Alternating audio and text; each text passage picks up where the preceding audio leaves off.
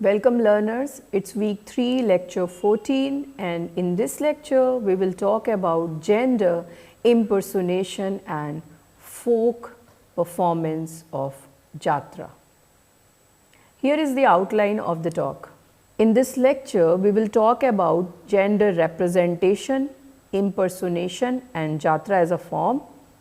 We will talk about female artists in Jatra, the prominent Jatra artist and Jatra Ranis. We will also cover impersonation and society, and towards the end we will talk about the idea of gender performativity in the very art of Jatra and how through impersonation it breaks the binary of gender. So, when we talk about the gender representation and impersonation, a folk form called Jatra's name becomes very important, because from the very beginning of this folk form we see that male artists have played out the roles of female characters. Due to various socio-cultural circumstances, the limitation of women and their appearance in the public, we see male artists performing the female roles, who were called impersonators. They were highly skilled, trained, and they were so popular that it was very difficult to identify that whether a male actor is performing a female character or a female actor is performing the role. They were such trained and skilled artists that many a time it was misunderstood that this time they have used, many a times the masses were confused that female artist is there or male artist is performing the female characters. Here I would like to quote Somdatta Mandal, who wrote that earlier Jatras were performed in villages during Hindu pujas and festivities like Durga Puja, where men dressed up as women and even danced on stage. So, female impersonation has been a very common tradition in Jatra, especially due to its travelling nature and performance in remote areas, which makes it difficult for female artists to be part of it. And it continued for very long till mid 20th century, even the 20th century. Adolescent boys impersonated women in Jatra, and in Krishna Jatras, young boys used to dress up as female and describe the life and times of Krishna, and describe the life and times of Krishna in Krishna Jatra. So here, due to its travelling nature, we see that young boys used to perform female characters in Jatra. Because Jatra troops used to travel a lot, and from one region to the other region, one locality to the other locality, and in the remote areas they used to settle and perform Jatra, which was difficult for a woman to be part of it. So, women's appearance in public and their mobility were restricted. That is why we hardly see women being part of Jatra for a very long time till the early 20th century. The female artists in Jatra entered to perform on stage in the late 19th century, but we have some names with us. It is not so that we do not have female artists there. By late 19th century, female artists started entering, and there were few all women troops also, like Radha Binodini Dal in Neemtala, who had women performing female roles, which were owned by a prostitute named Radha Binodini. So we also have the existence of all women troupes, and some of the artists I have mentioned here in the pictures you can see Bela Sarkar and Seema Bose, the two female artists who were very famous Jatra artists in the 60s and 70s. Another female Jatra artist, Jayashree Mukherjee, was well known, and she started her career in 1965 when she was 14 years old, hardly 14 years old. She was spotted selling flower garlands at a North Kolkata market by renowned Jatra director Bhavesh Kundu. And she stated that my father had lost his job and I had younger siblings. Bhaveshda asked me if I could act, and I couldn't say no because I had younger siblings to feed. Due to poverty, to survive and also to make her family survive, Jayashree Mukherjee, at the age of 14 years, started her career in Jatra in 1965. And one of the first roles that she played out is the role of a child bride who got married to a 40-year-old Jamindar. So, primarily we see these female artists join Jatra troupes due to poverty, starvation and lack of opportunities and resources.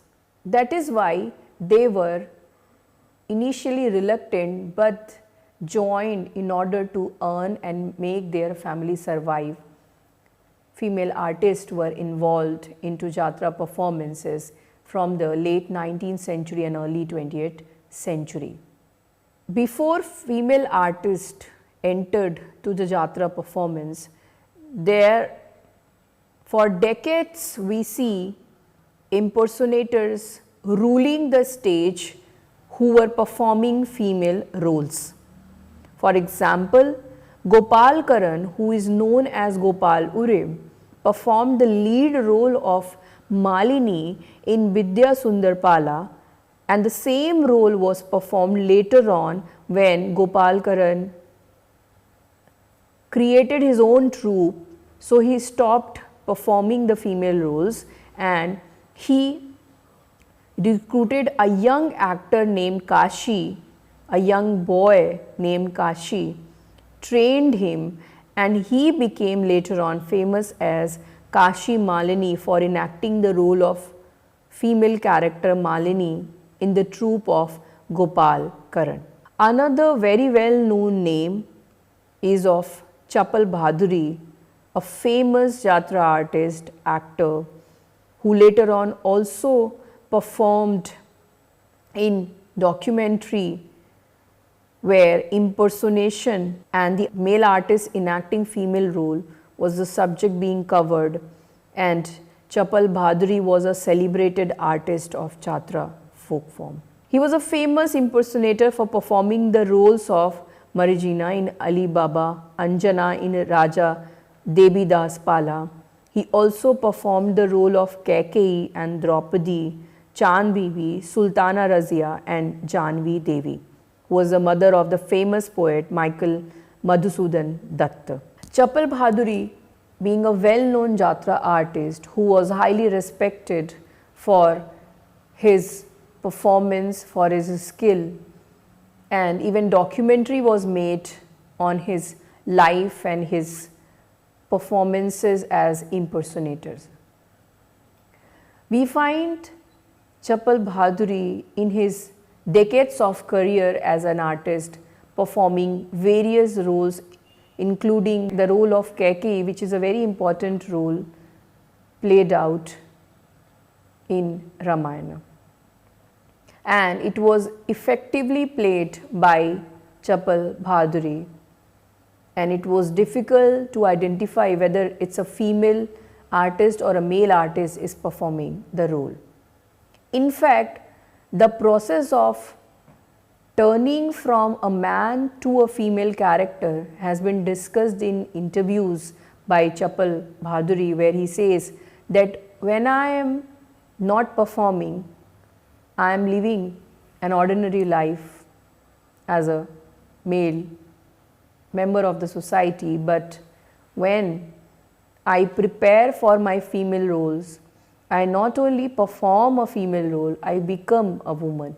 I not only perform a woman, I become a woman in the process of getting ready for the role and entering into the emotion and the mind of woman in order to perform it.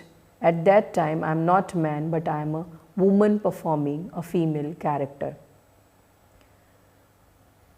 And their performances are so lively that it becomes difficult for audience to feel that it is not a female performer but a male performer playing out the role.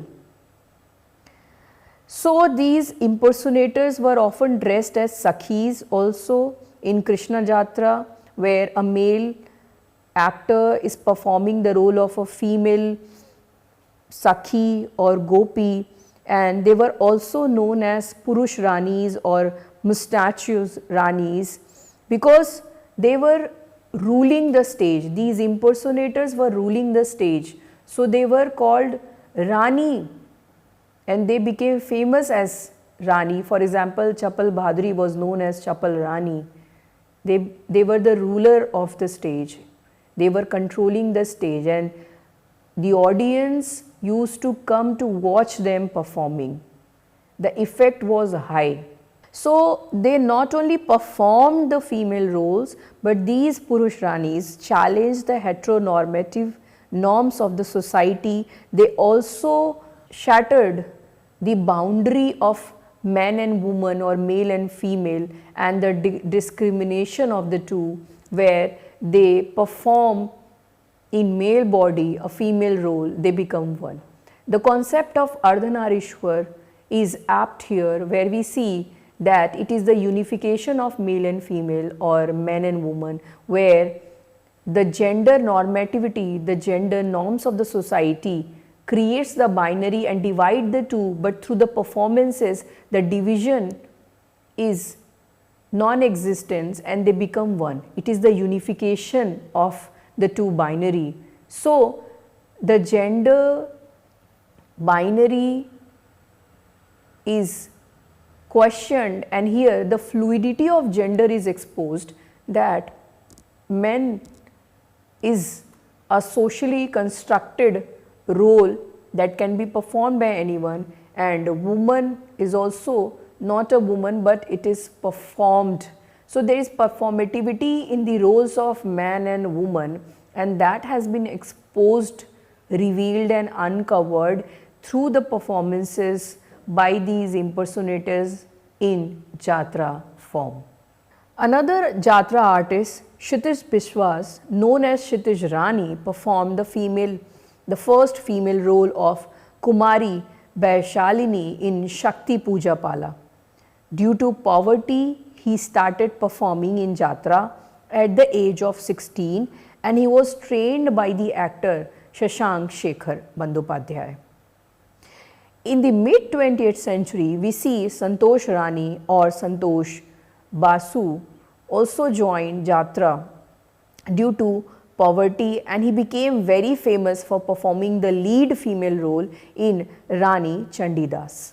So there are number of stories available of these Jatra artists who had remarkable journey and struggled a lot to establish themselves as artists and get respectability and get respect from the audience and get accepted from the audience. So these artists struggled, had a long career, and they have their own story. Every artist, every Jatra artist, especially the impersonator, they have their own story which is engaging, which is emotional, and that tells us how much it takes to be dedicated towards an art. No matter what society says, whether it is acceptable or not, but their dedication towards the art, their training, their perseverance and their performance proved that the art can blur any binary, any boundary, and when art is performed, when Jatra artist performs, he is not considered as man or woman or a social character, he is not considered as an ordinary man playing out his social role as either as man or woman, but he is taken as an artist, and for his art he is respected. In this picture we can see Rabin Kumar Manji as a groom, performing as a groom, and Anukul Ghosh as a bride, who is also a male artist but playing out the role of a bride and posing for a portrait as a newly married couple.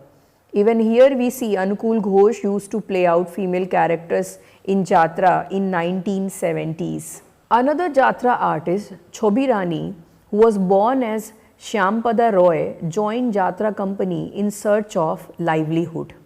So they were struggling and they were looking for a job, and at the age of 14, he joined a Jatra troupe and started performing female roles.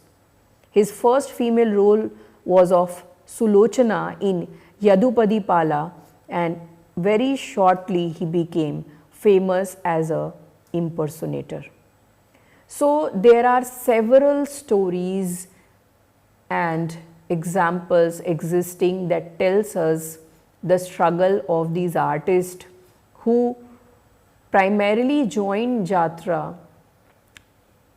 due to poverty and starvation, but gradually they started loving what they are doing and reflecting the dedication towards the art and became famous as an artist.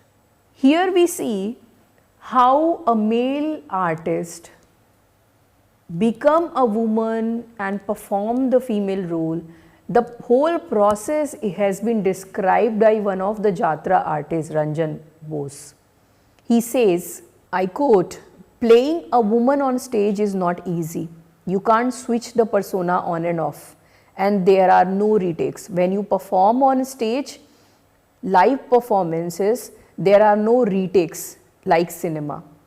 You have to perform in one go. And it's about living like a woman for a considerable period of time in order to portray one on stage. Every movement, every gesture, walking, talking, the movement of the hands needs to be imbued with femininity. The voice must be appropriate, modulate at all times. When taking on a female role, Ranjan says he chooses to keep on the costume and accessories so he can feel the part." So here we see Ranjan Bose describing the whole process and how he used to keep himself in female attire, in keeping up the gesture and posture even after the performance in order to feel the character of woman and feel the emotion and play his part in the best possible way. So he used to keep it up, the attire, the costume, the gesture for a considerable period of time. He used to be and perform like woman even off stage for a considerable period of time in order to perform his role, his female character in the best manner. So it can be understood that it was not easy at all for male artists to perform female roles. But they struggled very hard, they were trained and they gave considerable hours to adapt into the female character and perform it. That is why it was very convincing for the audience when they used to watch these performances. They were convinced that it is female actor who is performing the role, and later on when it is revealed that no, it was a male actor, it was very difficult for the public to believe that and see them into a male form like an ordinary man, sitting backstage and smoking. The impersonators and society. The female impersonators were highly skilled and have contributed immensely to Jatra. Here I would like to quote Somdatta Mandal, who writes that there was also the ill treatment of the impersonator. They were not treated always respectably, they were also ill treated. The threat of abduction was there, sexually exploited in some of the cases, and they faced humiliation by the wealthy patrons and people in power. We see there are certain stories where Jatra performances were stopped in the middle, and before the play gets over, we get to know that the heroine has been kidnapped, and by wealthy jamindars and patrons, the heroine has been kidnapped. It is public got to know that the performance has been stopped and the leading actress has been kidnapped, believing that this beautiful woman is a woman and she has been kidnapped. It took time to the director and the troupe artist to convince the jamindar and the actor who is being humiliated, to convince them that they are male actors performing the female role. So often there are various stories where these artists were kidnapped, abducted, they were ill treated, and there is another story where one of the police officer called out the female artist to perform the leading role in one of the Jatra performance that he watched with his family, and he bet with his wife saying that she is a female artist and not a male artist. I am sure about this performance, but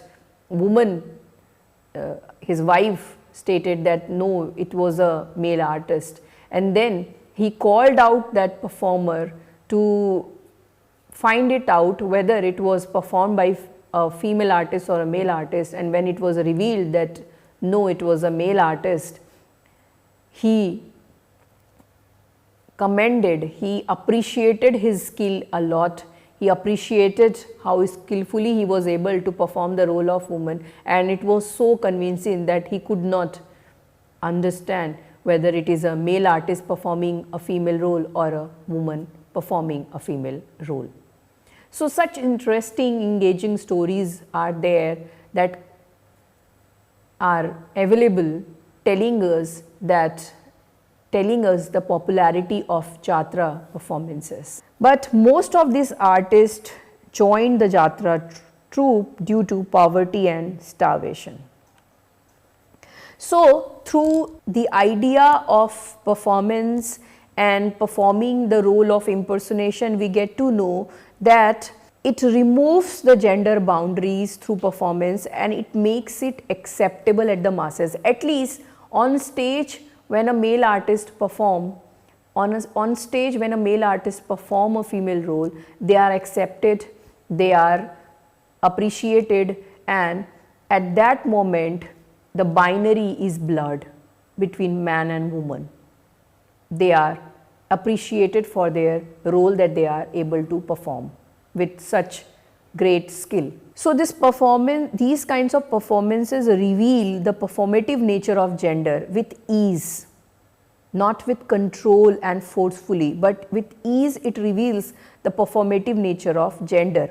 But often we find these male artists who are playing the role of impersonator struggling with their on-stage femininity and off-stage masculinity, because many of these artists whom I have named in this talk are ordinary men living their life as husband or father, having their family and kids, and they are performing the role of impersonator, and on-stage femininity and off-stage masculinity sometimes becomes a struggle due to social construction, due to social normativity, the gender normativity existing in the society. Sometimes there are prejudices that these artists faced, struggled in the society, and they are not treated as men, or sometimes they are also treated as effeminate.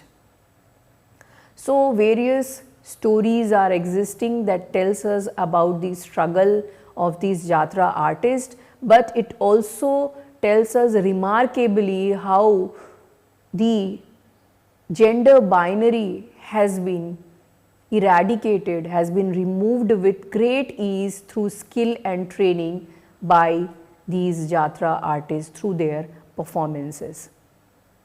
One more thing that I would like to add, that once radio, television and cinema were introduced in India, these folk forms became less popular.